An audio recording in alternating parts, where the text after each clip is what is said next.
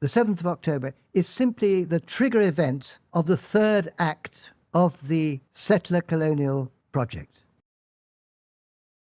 You've written a really evocative piece about the power of narratives. Now, you write in that article that one of the last acts in managing an indigenous people who are being replaced by a settler colony is to pen them up in a reservation or concentration camp. So in a way, you're positing, you're placing what we're seeing in Gaza within a historical precedent. Please tell me about this. Well, if you imagine what happened in the great United States of America, where the indigenous people fought their settler colonialists for centuries, and the final process of actually managing them when they had been defeated was to round them up and put them into reservations. And these reservations were completely controlled by the jailers, by the conquerors.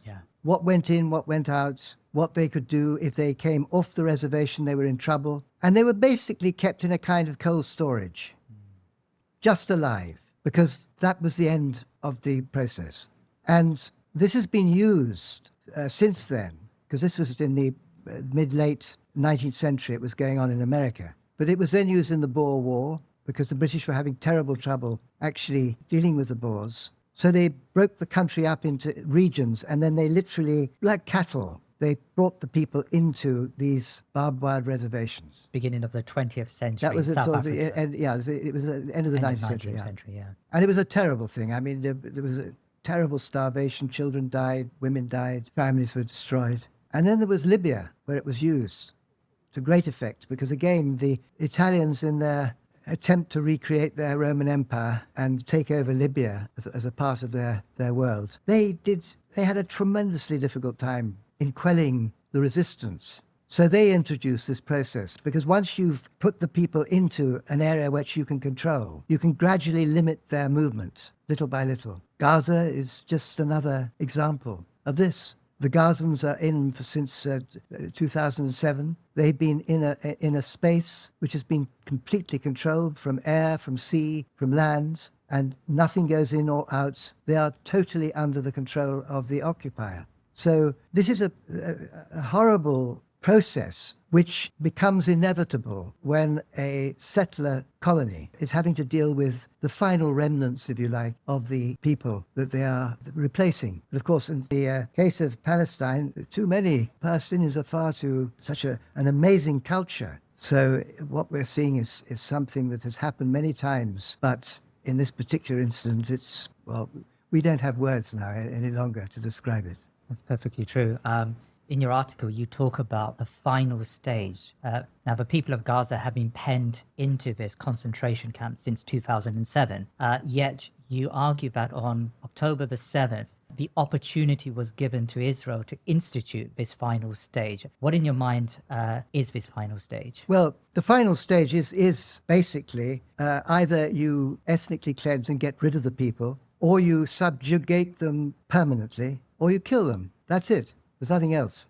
And what to me is interesting is the way that settler colonialist cultures and colonial cultures have used, a mechanism they have used to enter that final gear. Because to enter that final process of total elimination, finality, it requires something tremendous. And I believe that the 7th of October was one of these moments, but is not in any way separate. It's not in any way something that is unusual. I want to give you 3 beautiful examples of events which triggered a huge explosion of cruelty and death. The first one I want to talk about is Custer's last stand.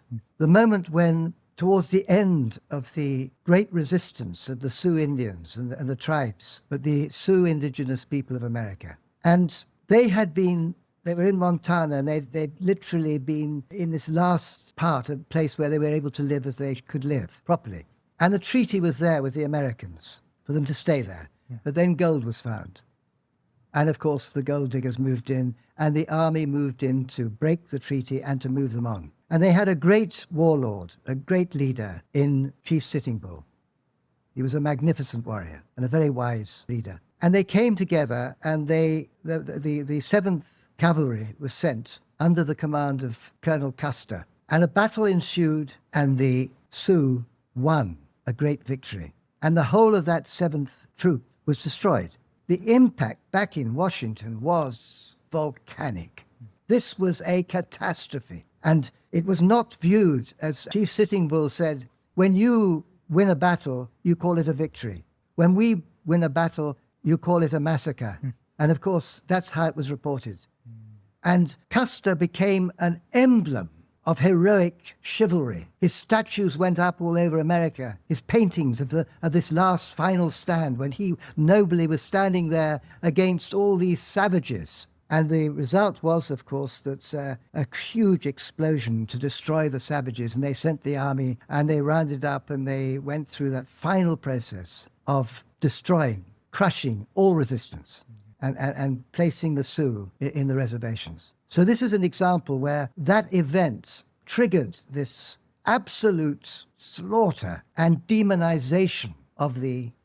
In the same process, over that 20 years, the final 20 years, they also destroyed the buffalo. Millions of buffalo. And by the end of 20 years, they were completely gone. They had simply been massacred along with the Indians. My second example is the Sudan and is General Gordon. And this is during the Mahdi War. And General Gordon in Khartoum is killed. Khartoum is overcome by the Mahdi's forces, and he's killed in the battle that takes place. And this caused an absolute uproar in London. The newspapers went crazy. Parliament went crazy. This monster had destroyed the sainted Gordon, who was a Christian maniac and who literally became overnight the most famous man in Victorian England. And statues went up to him, and pictures and paintings of him standing at the top of the steps being massacred. And of course, the forces that had destroyed him became completely demonized, and the big army was sent from Egypt down into the Sudan. And with their machine guns and everything, they destroyed the Sudanese resistance. Now, an amazing film was made just before the war when the empire mentality was completely intact. So the film shows you exactly how we were during that empire period. It's a film called The Four Feathers. It's about this man who has to regain his honor by going out and joining the forces which were going to Khartoum to revenge the death of General Gordon. And the British are such heroes. They are beautiful. You know, you feel proud to be a member of them. And the Arabs and the Sudanese, they are so cruel. The horrors that you are faced with. You're seeing these brutish people. So this is the second of my examples of a moment that triggered an explosion of finality.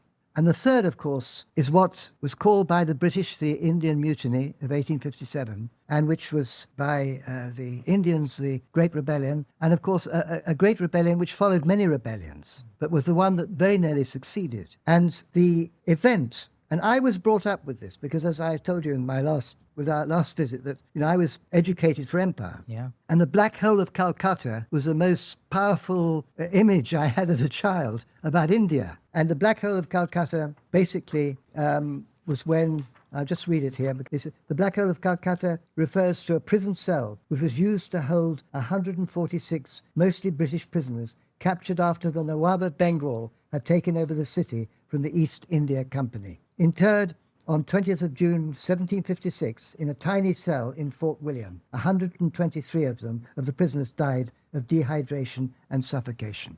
And this became the 7th of October. Yeah.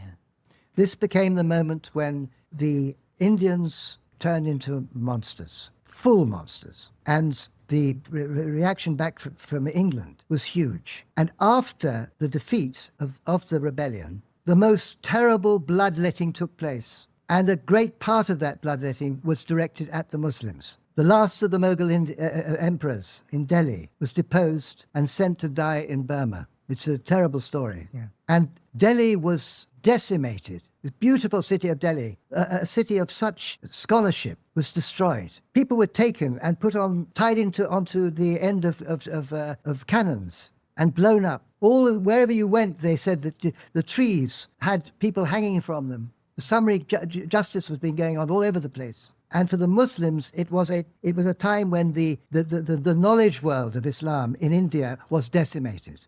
Charles Dickens, who you would have imagined would have taken a sympathetic view, his letter, which he wrote, which I'll read now. I couldn't believe it because I'd always been a great lover of his work. But this was his reaction to 1857. I wish I were commander-in-chief over there in India. I would address that Oriental character which must be powerfully spoken to in something like the following, which should be vigorously translated in all native dialects. I, the inimitable, holding this office of mine, and firmly believing that I hold it by the permission of heaven, and not by the appointment of Satan, have the honour to inform you Hindu gentry that it is my intention, with all possible avoidance of unnecessary cruelty, and with all merciful swiftness of execution, to exterminate the race from the face of the earth, which disfigured the earth with the late abominable atrocities. 2,000 British killed in the 1857 Indian War of Independence. Only 2,000, compared to many, obviously, of the Indians. But that event, again, the Black Hole of Calcutta, was the trigger event. So as far as I'm concerned, the 7th of October is simply the trigger event of the third act of the settler colonial project.